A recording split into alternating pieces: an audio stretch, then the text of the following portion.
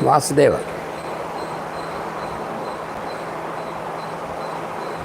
Hari Om.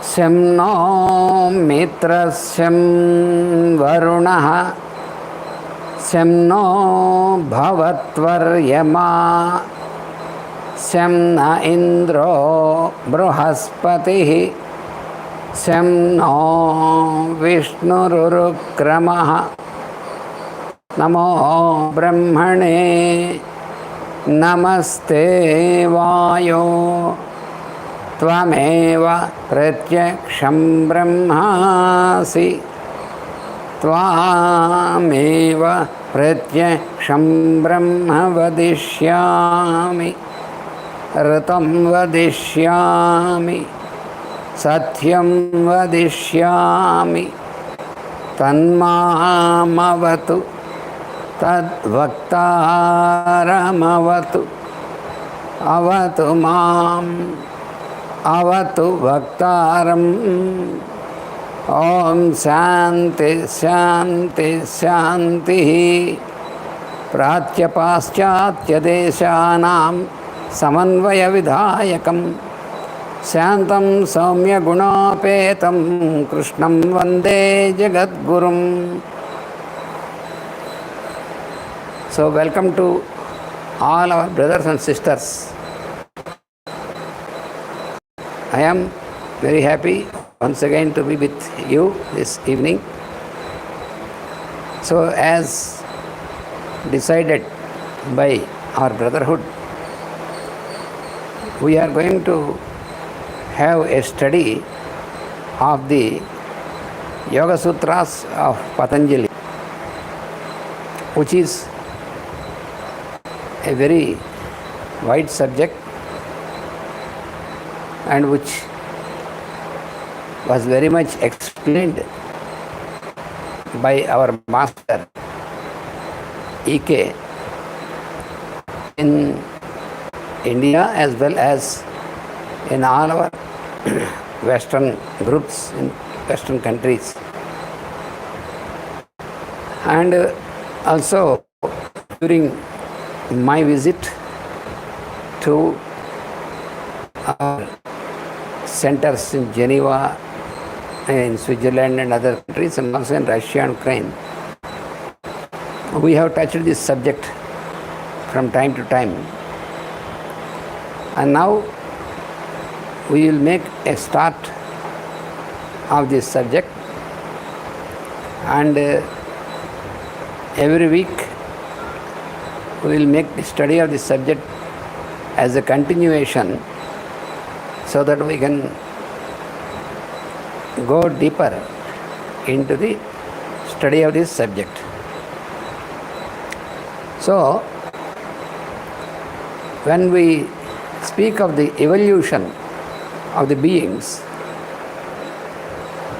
so in the four kingdoms, everything is quite natural, because in the creation, everything is quite natural,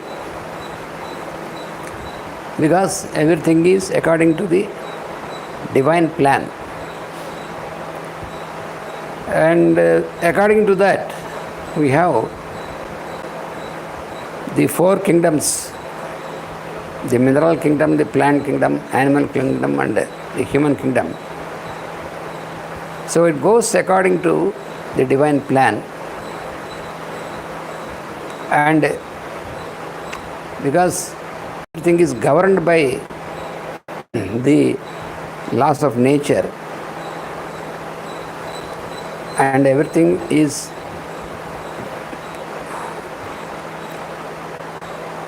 in all these kingdoms, except of course the human kingdom. In this evolution process, when we come to the human evolution, then there is some deviation, in the sense that more independence is given to the human kingdom than the other three lower kingdoms. So then what happens is, even though everything is quite natural, but in the human evolution, there is always a crisis. We experience around us and within us. Where is the origin of this crisis, or rather what is the cause of this crisis? That is a dark crisis, so to say. It is in the form of our behavior. That is the crisis. Origin of crisis is in the behavior. So, in the present time also, we have the behavior problem, because we have now at the present, and now the whole human race is in a crisis. You know, very strange thing is, or interesting thing is, since times immemorial, since many centuries or since even before, always for the human mind, they always think of or speak of a crisis ahead. For the other kingdoms, there is no such expectation of any crisis, because they follow the natural course. But the human beings always think of a crisis ahead every time. And why? Why there should be a crisis? What is the reason? That is in the human behavior, in the form of the human behavior. So the crisis is, we think always it is ahead, we are ahead of, crisis is ahead to us, but always the crisis is from our behavior. Even the present crisis which humanity is facing now, it is also because of that. Because the human intelligence, the behavior of the human mind is in such a manner that there is a sort of misuse of the independence given to the human kingdom. And this misuse, this tendency to misbehave or misuse,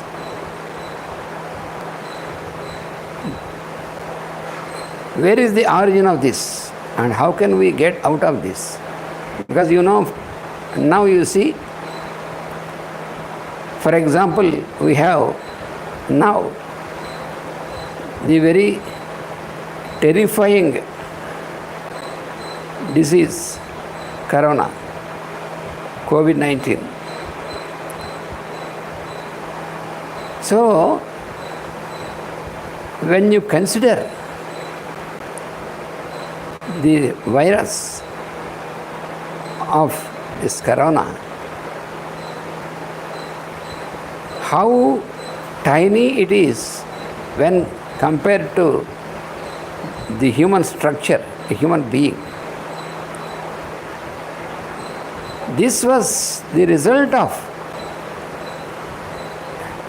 the so-called scientific research in which there is an effort to manipulate in that very minute level with the genetic structures.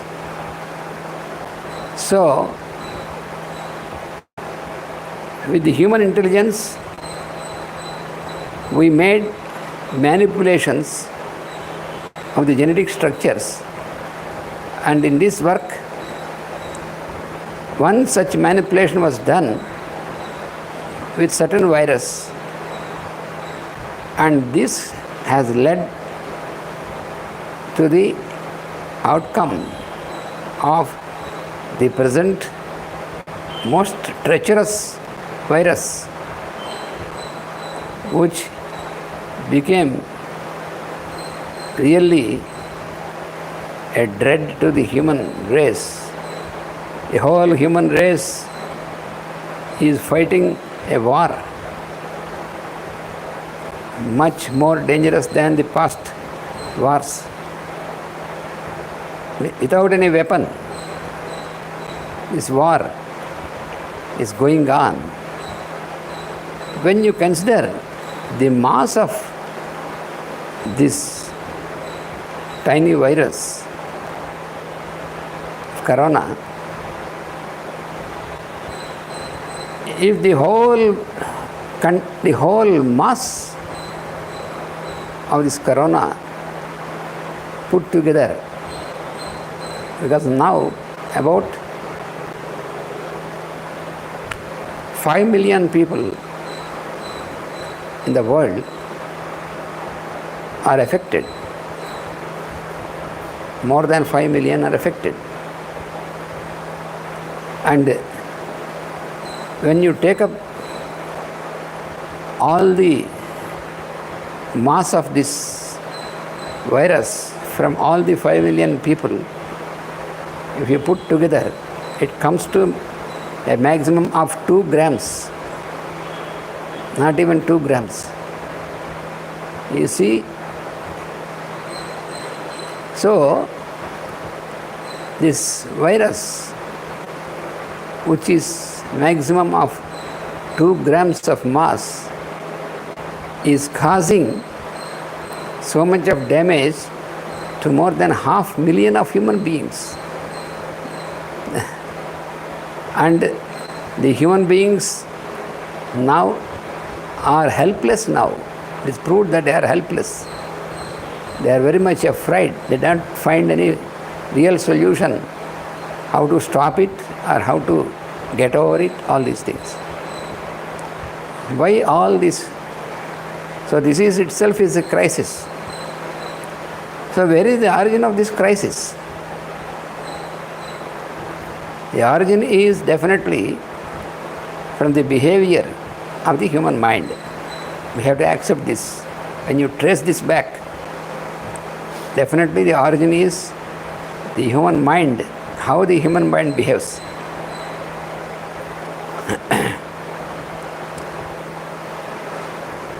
So how is the process of this crisis in the human mind?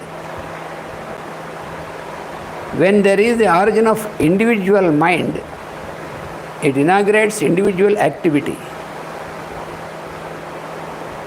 Because there is universal mind which governs all the laws. And when all the kingdoms are subdued to the universal mind and universal laws, then there is no need of any crisis, because everything goes on naturally according to that. But when there is an origin of individual mind from the universal mind, this individual mind inaugurates individual activity. And when there is individual activity, it is bound to be different from the activity of nature, definitely. The individual activity of the human mind is bound to be different from the activity of nature. So what is the result is, that the human beings create a reactive nature to the lower planes of consciousness, on the lower planes of consciousness. We have our lower planes and higher planes of our consciousness. So on the lower planes of consciousness, we create a reactive nature.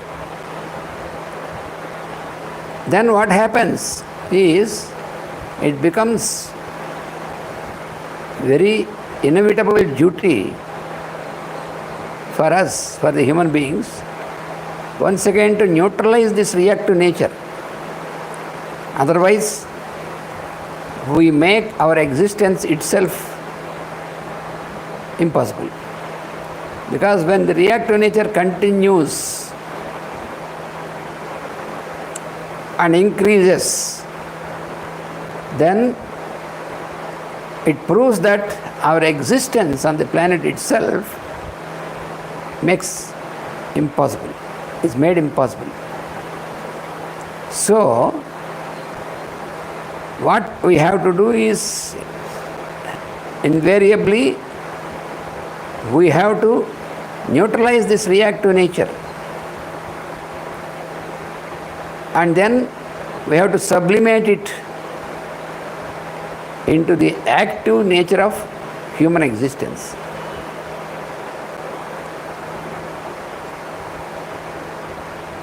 So whenever it is necessary, then definitely everyone makes an attempt for that. It is necessitated for everyone. When there is too much of reactive nature on the individual level, then the time comes when it is he is necessitated to sublimate this into the active nature. So the time comes for everyone for his own necessity. That is what we find always. So until the attempt is made, the human being lives on the individual plane. And as long as he lives on the individual plane, he tries to find out how he is different from others. How he is different from others. So that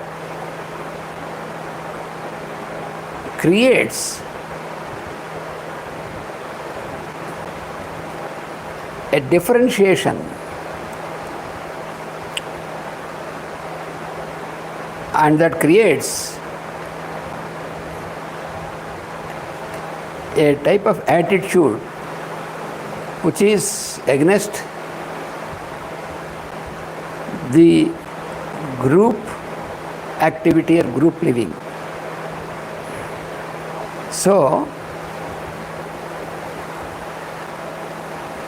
as long as we feel how we are different from others,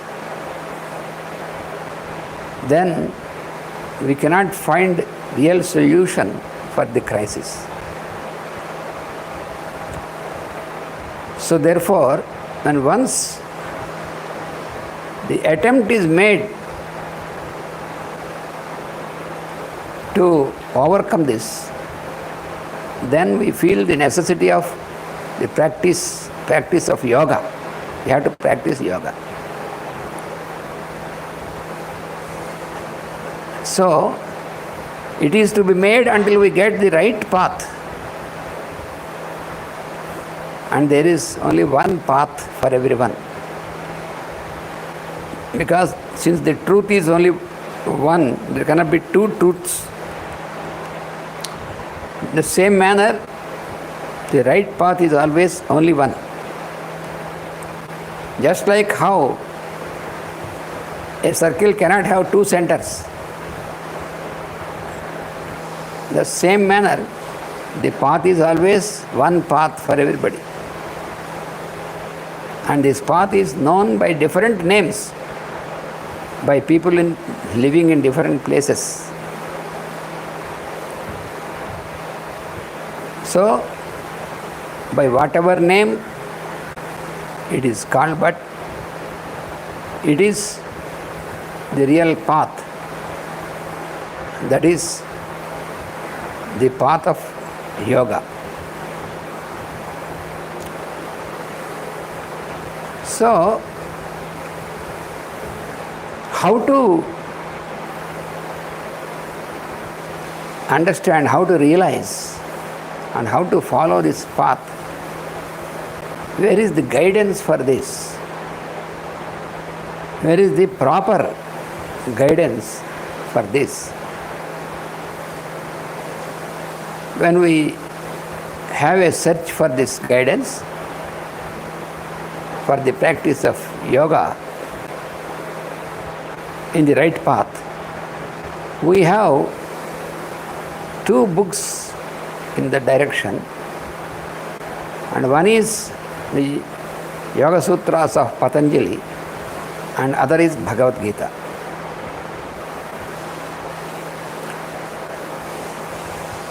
These books they are not at all, they have nothing to do with any sect or cult or any religion or anything.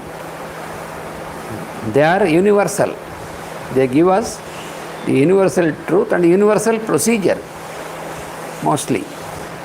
What to follow, how to follow, what is to be followed, that is a universal procedure. So, yoga, when we speak of the subject of yoga, so this yoga consists of three different aspects. One is the yoga literature, that is one aspect. Other is yoga practice, and another aspect is yogic living. So all these three put together come under the subject yoga. So yogic literature, we have so much of literature on yoga. That gives us so much of information. But yoga of Patanjali and Bhagavad Gita, they do not go on pouring out the information. They give only direct, simple and practical instructions for us to practice in our daily life. That is what you find in these books.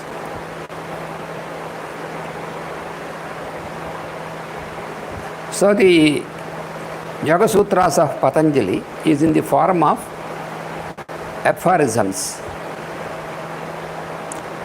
It is called sutras in Sanskrit.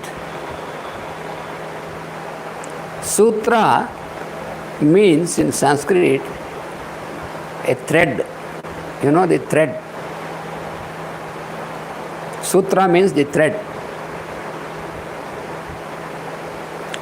So,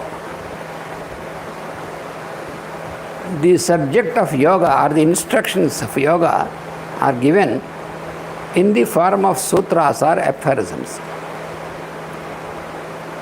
The sutra has, giving in the form of sutra, there is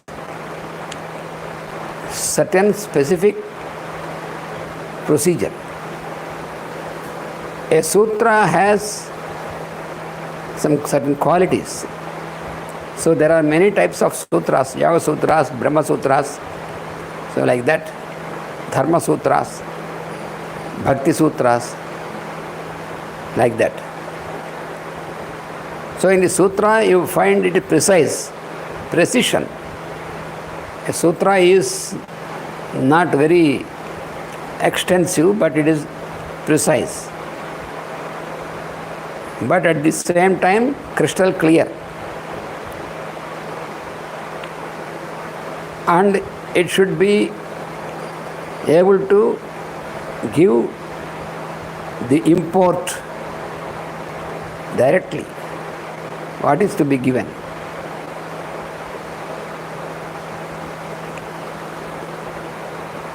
So like this, certain qualities are there for sutras, and these aphorisms or sutras of Patanjali has all those qualities.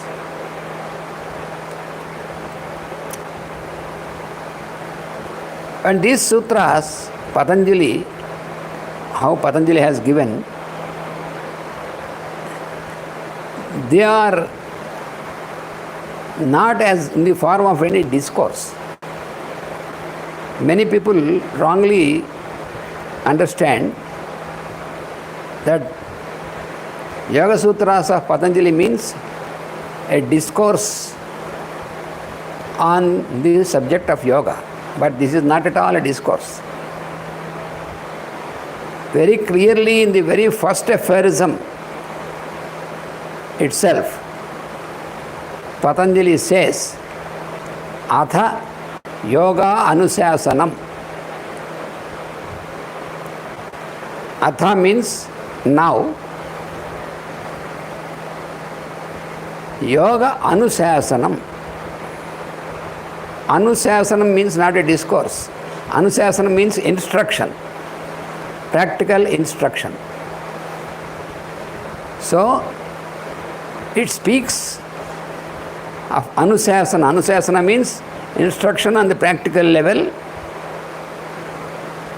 which is to be implemented or practiced.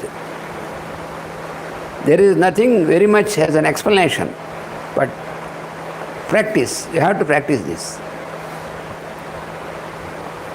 Suppose, for example, we want to reach certain place.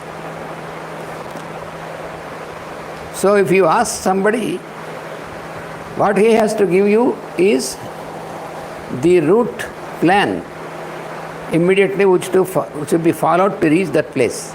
That's all. Otherwise, if he starts describing so many things on the way, various things very extensively, that makes no sense. You have to reach certain place, that is the goal.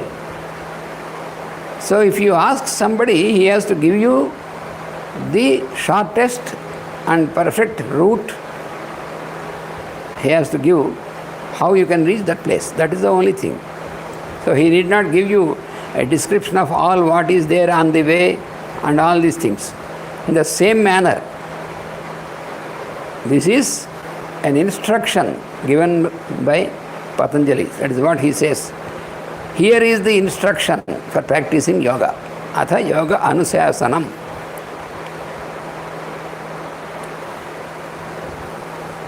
What is given is how to do it.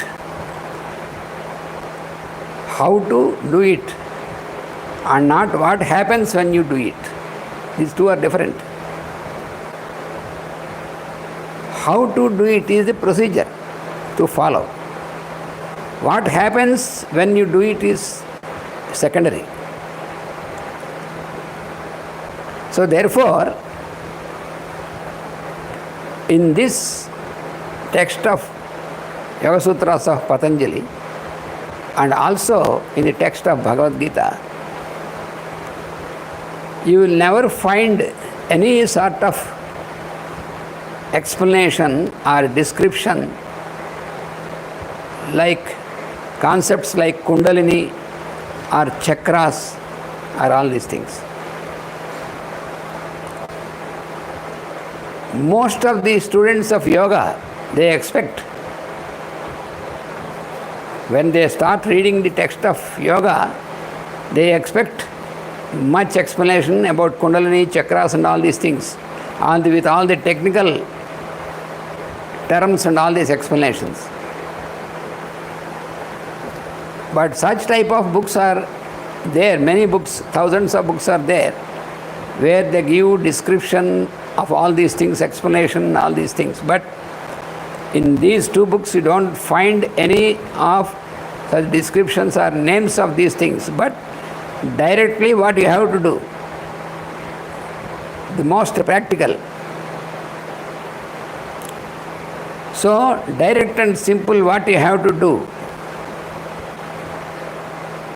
So, the whole extends, the whole arena of yoga is to sublimate one's own activity of lower nature, to sublimate one's own activity of his lower nature and get it absorbed into the original existence. Because the activity of lower nature is not at all according to the original existence. That is why it leads to crisis. If you go on following your life, following the activity of your lower nature, then you will land into crisis. That is what we experience mostly in our human life, either on the individual level or on the group level, whatever it may be. But we land into crisis because we follow the lower nature always. So therefore, yoga means to sublimate this the activity of our lower nature and get it absorbed into the higher nature or the original existence, so that one can live with the same machine of the human constitution in terms of its true existence. Otherwise, we are existing but not with our true existence. That is why we always experience disharmony, crisis, all these problems. So, from the stage of understanding how one is different from others, you see, why we are always more drawn to understand how we are different from others. This is because of the activity of lower nature. So this is identity consciousness. This is called identity. I try to keep my identity, how I differ from others. When I think of myself or when I speak of myself, then how I express is according to the identity consciousness. That means how I differ from all of you. So always my mind is focused on the aspect of difference, how I differ, to keep my identity.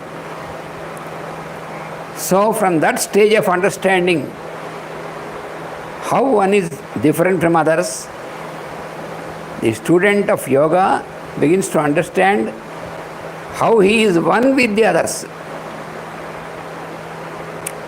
You see two different understandings. In one understanding, how I am different from others. And other understanding is how I am one with the others. As long as we keep on to understand and behave in terms of how I am different from others in the identity consciousness, then you are exposed to the environmental conditions, you are exposed to all sorts of problems. So, to solve the problems or come out of the problems, the only method is to follow the path of yoga.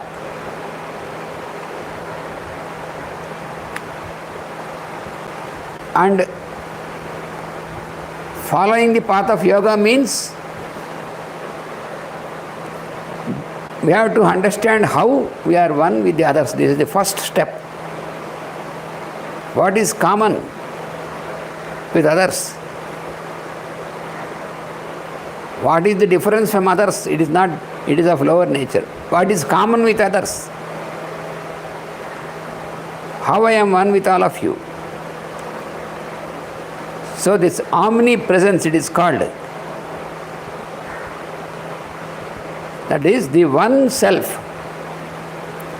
So everyone has an individual self. But when we try to get at the common self, that is one self.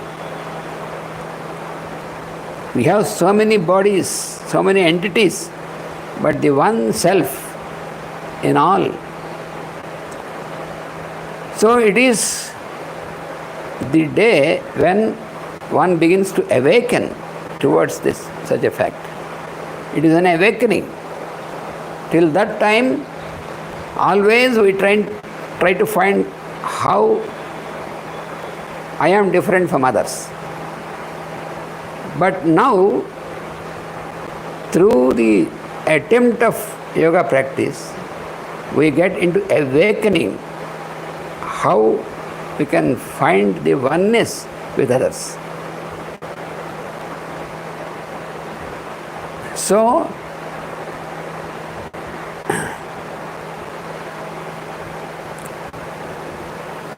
an individual attempt is to be made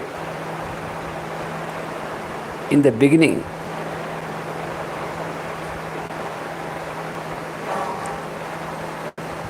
So we have to make such attempt again and again.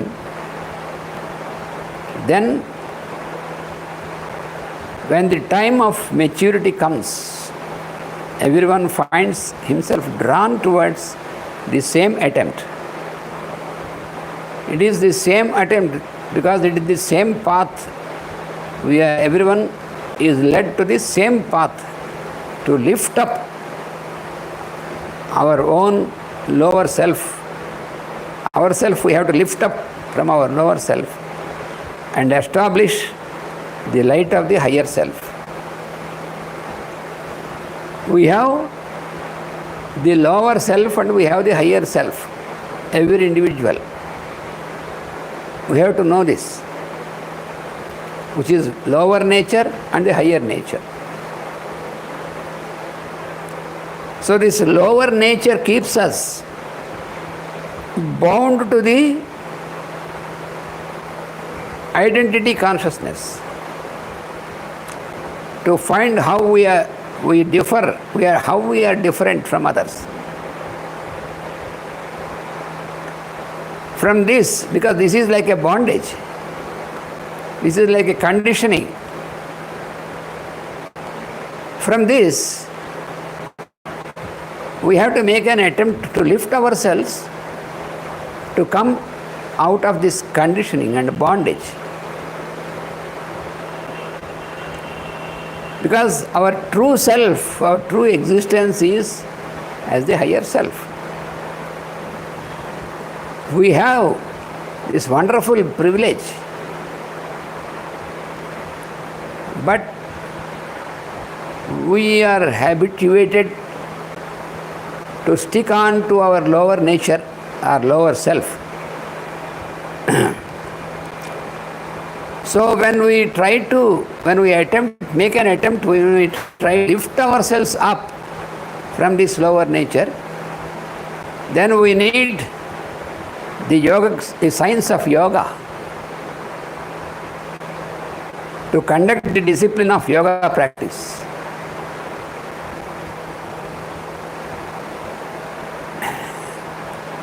So even after getting induced into this, there is a long process with a very scientific procedure. And this procedure is verified many times and discovered again and again after a long period of trial and error, many times.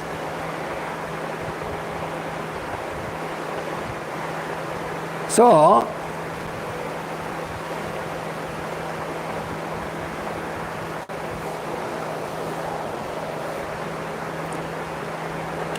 yoga, the word yoga itself,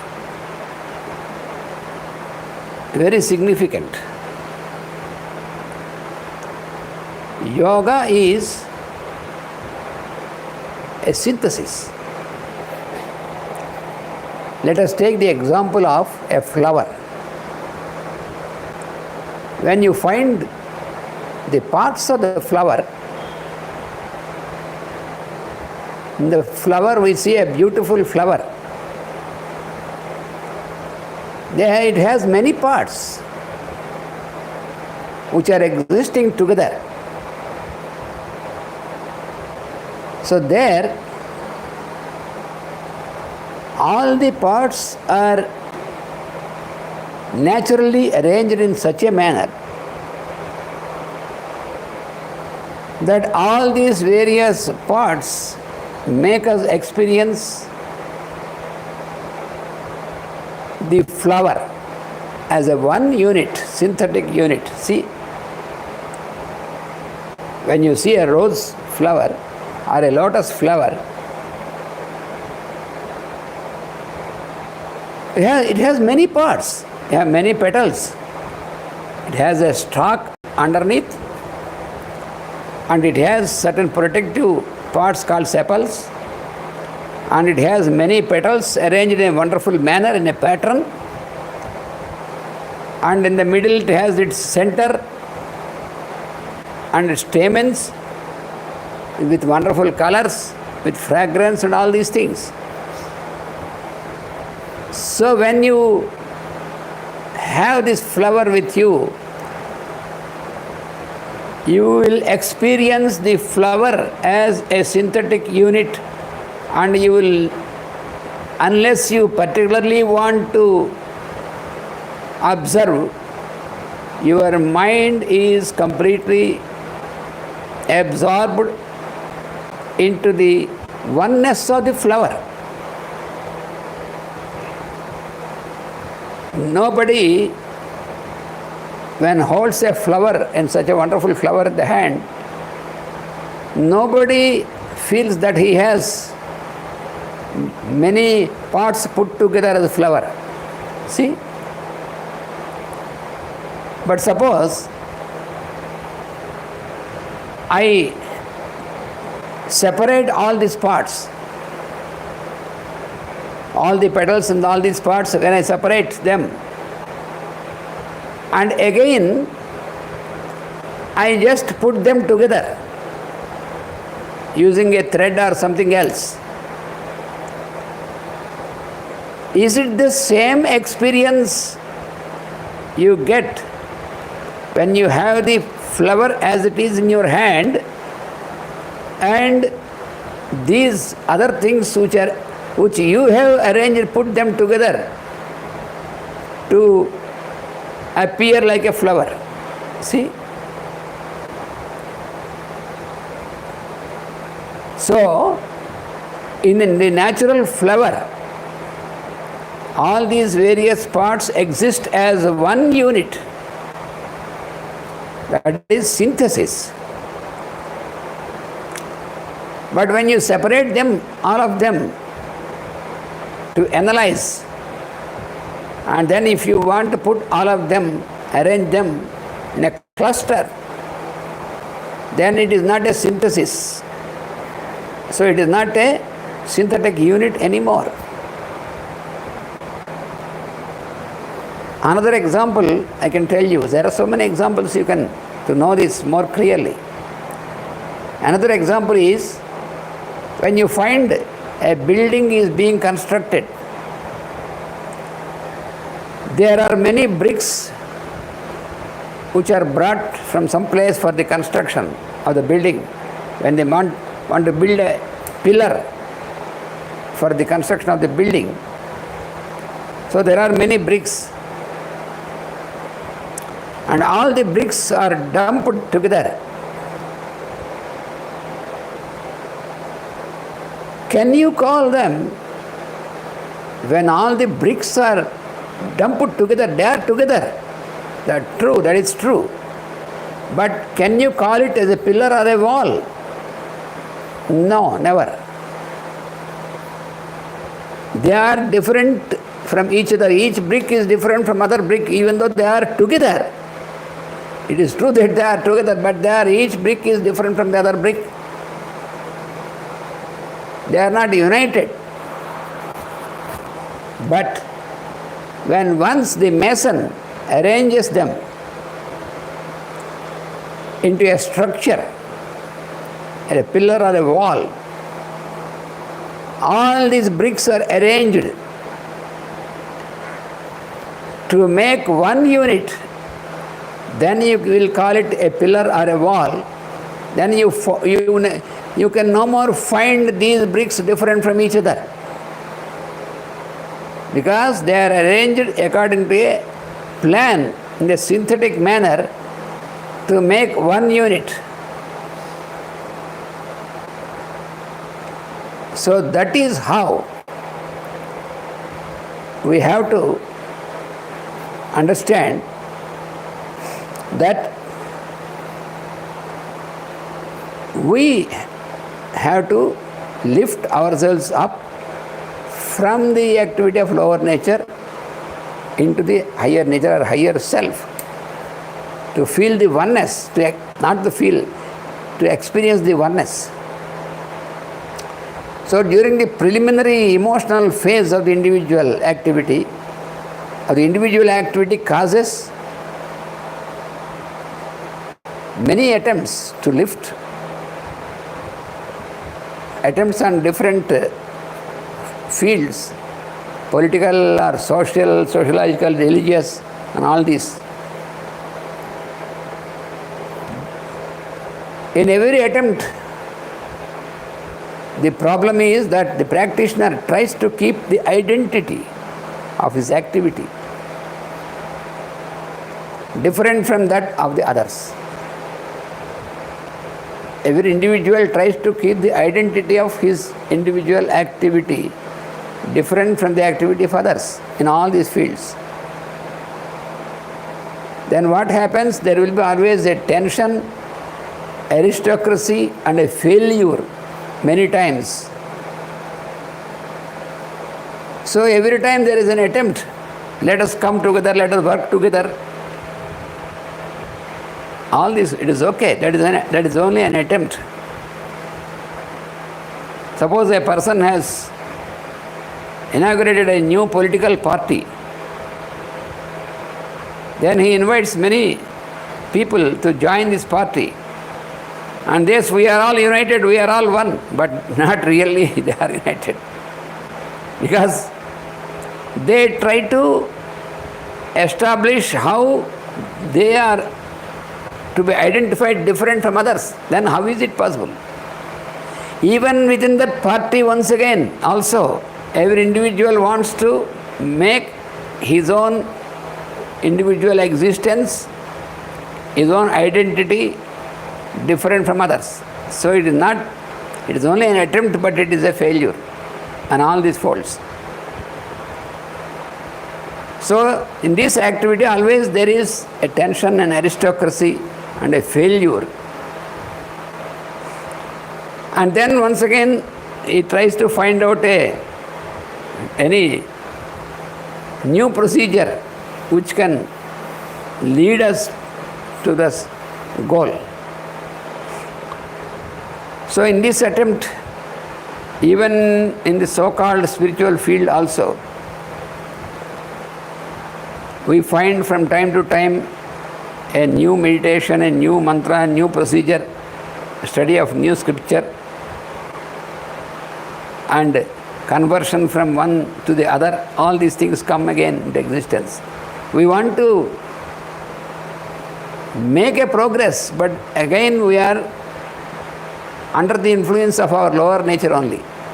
That is why from the religious beliefs and all these things, conversions and all these things. That is because of the lower nature. So he is not satisfied because still it is under the influence of lower nature and all your emotional level.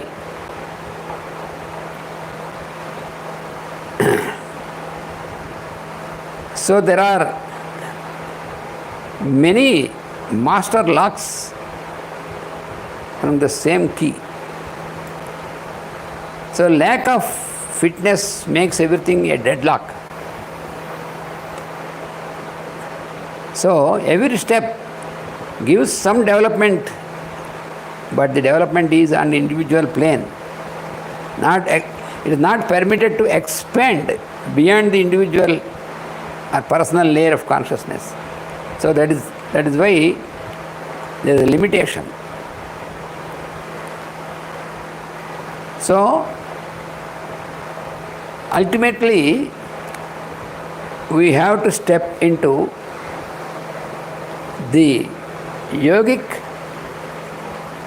way of living or yoga practice of yogic way of living. Then we enter into the right path.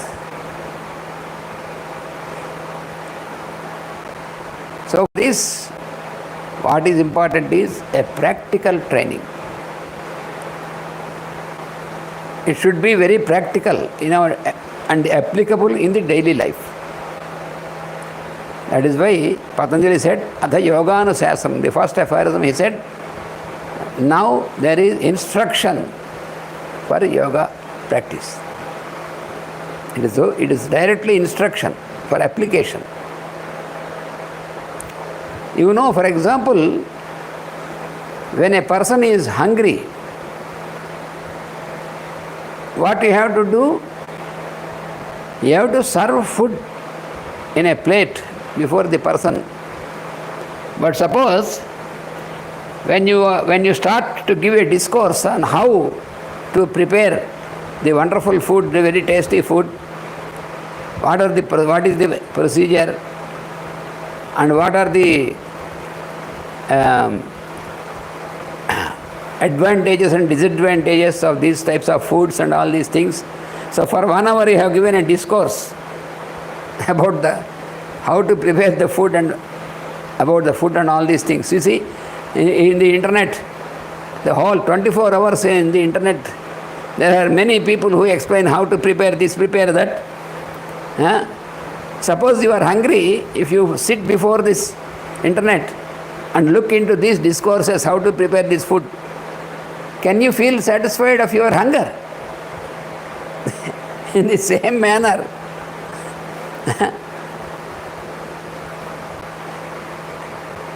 what is the use of giving so much of information about all these things, chakras and kundalinis and all in this and that? Practical application. That is why Patanjali gives what is to be implemented immediately, how to put into practice. That is important. But that doesn't mean that there is no kundalini and chakras. There are chakras are there, kundalini is there, but it is only a symbolic term. So first, there is kundalini, okay, but what you have to do? Immediately what you have to do, what is the procedure you have to apply? What is the use of knowing the names of all these things? So, suppose, for example, you say a person is intelligent. Where can you find the intelligence in him? Can you locate the intelligence? Where is the intelligence in his body? Will, intelligence, all these things. Even the mind also. Where can you locate the mind? Can it be located locked in the brain cells? Brain is the only seat of mind, activity of mind. But mind is not kept locked in the brain cells. So this is not the way, but practical. How Patanjali says is, in the book of Patanjali you find practical instructions to assemble your machine without the technical terms and the names of all these things. Only what is given is what to do, how to proceed, how to meditate, how to realize, and how to live in the realized awareness. That is how it is given in Patanjali. That is why he starts with instruction. He says, Yoga Anusasanam.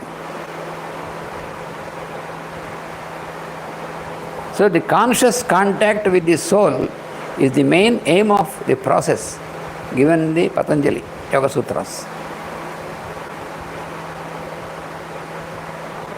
Conscious contact with the soul. Soul is not something which you have different from yourself.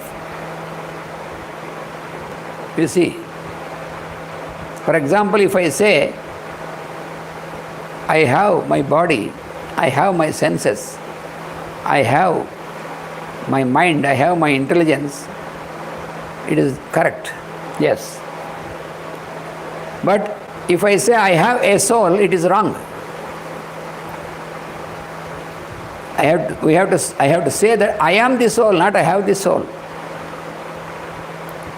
All the other things are what I have. Body, senses, mind, intelligence, all these things, what I have. But soul is not something which I have. Soul means I am the soul.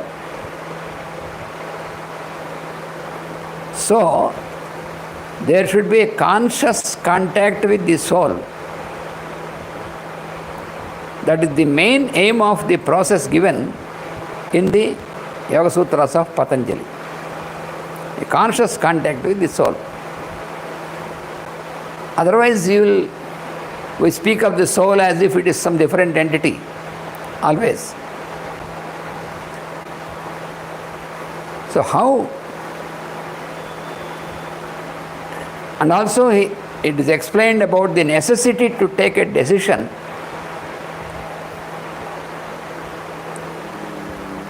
About the necessity to take a decision.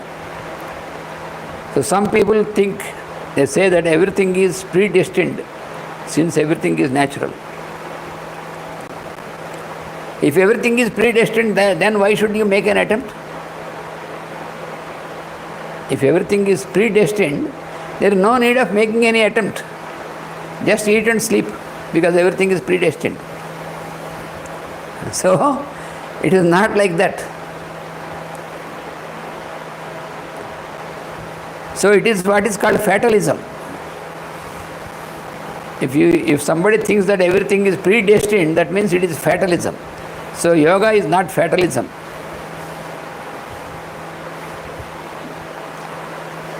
So, one makes an attempt when it is time for him. That is the truth. That is the real truth. This is because he feels like making an attempt when it is time for him. You see, for example, when is it that you will take a glass of water and drink? When you feel thirsty.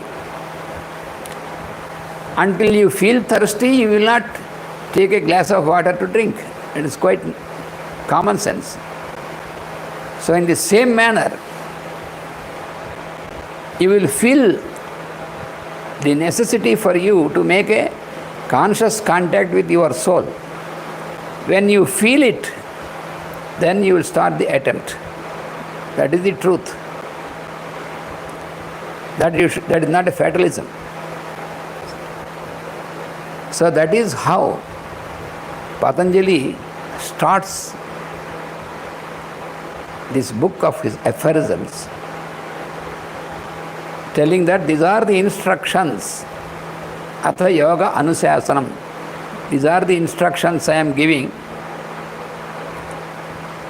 Be ready to follow the instructions. That means you have to make yourself ready to follow these instructions, apply these instructions in your daily life. That is the real practice of yoga.